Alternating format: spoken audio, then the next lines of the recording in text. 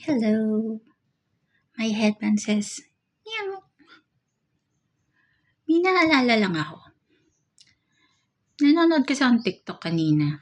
And I saw this guy na he was talking about yung isang fellow content creator niya who humiliated him sa isang post na ginawa niya. Na eventually, nabash siya doon. Tapos, yung content creator na yun, nakisakay siya sa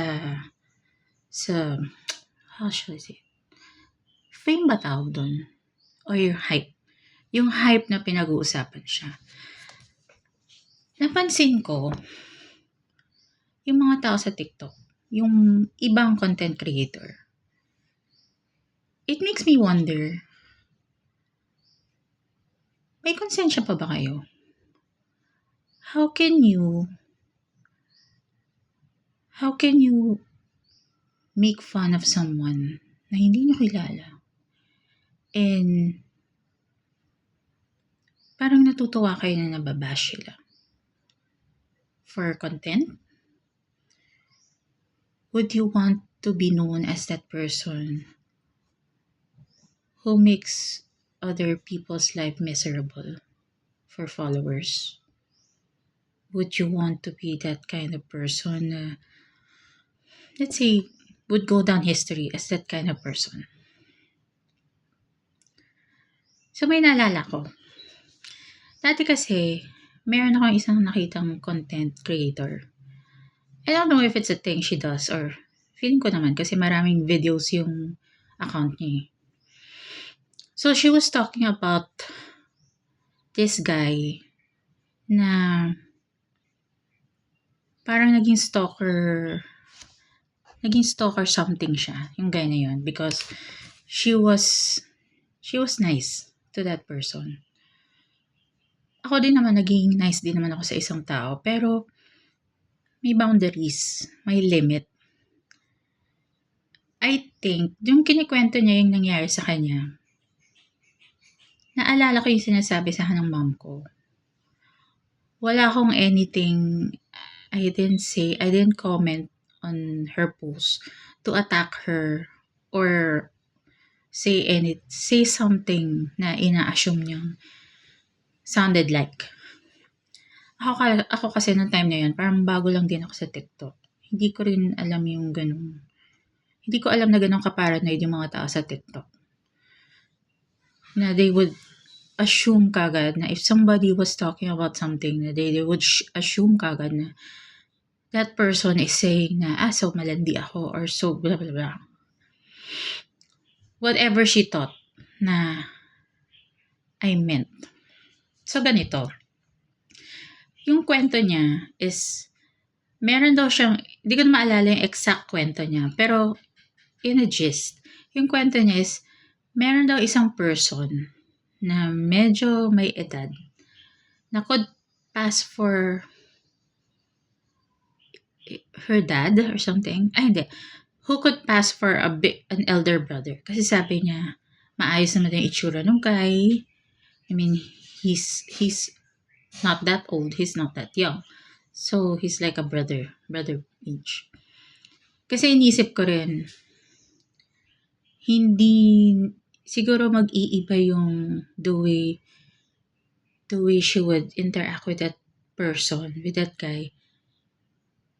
Kasi kung if he's like a really older guy, feeling ko hindi naman niya masyadong i-entertain yung guy na yun.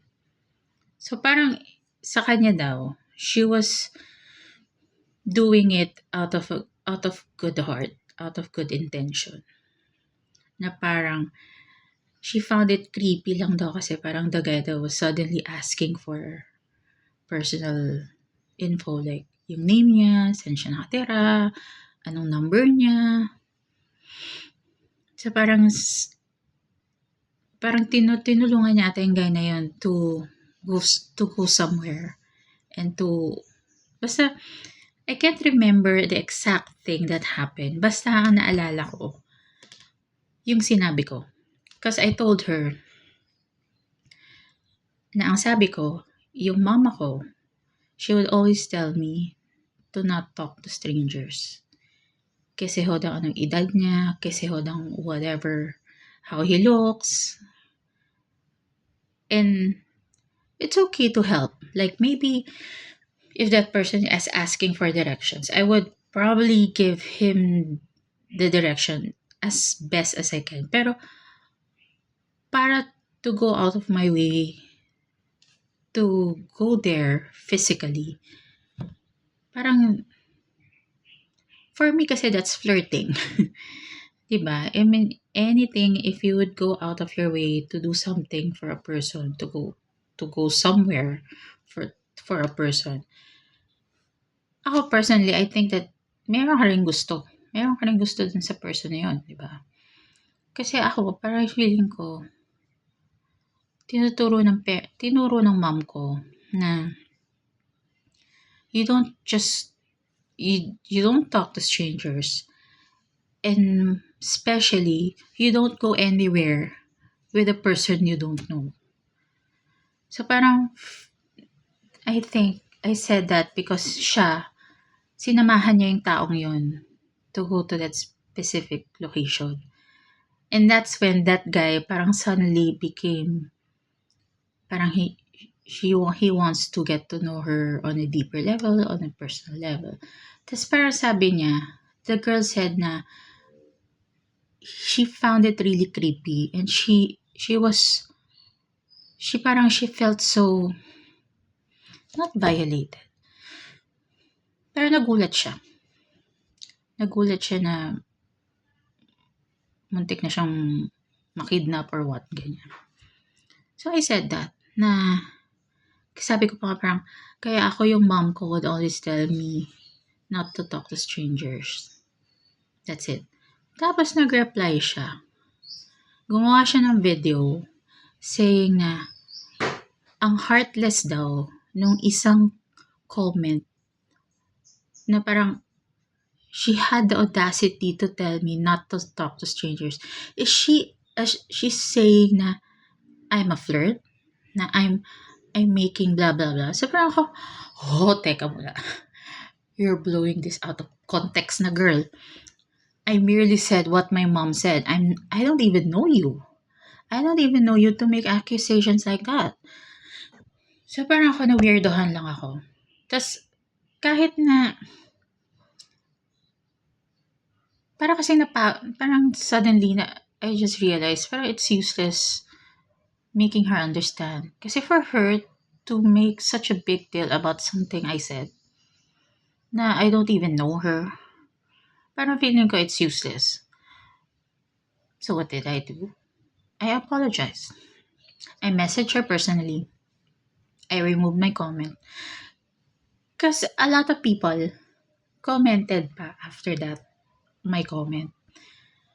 Kesyo, parang kawawa na nga daw siya, na that's how she felt, ganyan, parang dapat daw I should empathize with her. Parang, girl, I don't even know her. Why would I empathize with her? So parang ako, na-realize ko lang na in TikTok, parang it's the people in TikTok, they don't really have a heart. It's really just about followers. I just realized that. So, parang naaawa ako sa mga tao na nandun na could be using the platform for something genuine and something sincere. And then there are these people who would suddenly feel na you're judging them in something, and these people would feel na you're after them. Kasi naalala ko, there was this post I made before. And I got really offended. And I got really insulted. Tapos inaaway ko yung mga nagko-comment Not until one person who messaged me, not in private, but in the thread. Sabi niya, once you put out your content out, like on the web, like in social media, you have to expect that not everyone will agree with you. And not everyone will just want to read. Kasi it makes sense, no? It's like, if you don't want people to make any assumptions about you, and if you don't want people making opinions about what you said, then keep it to yourself. Why do you have to put it out there for people to hear, for people to see, for people to react?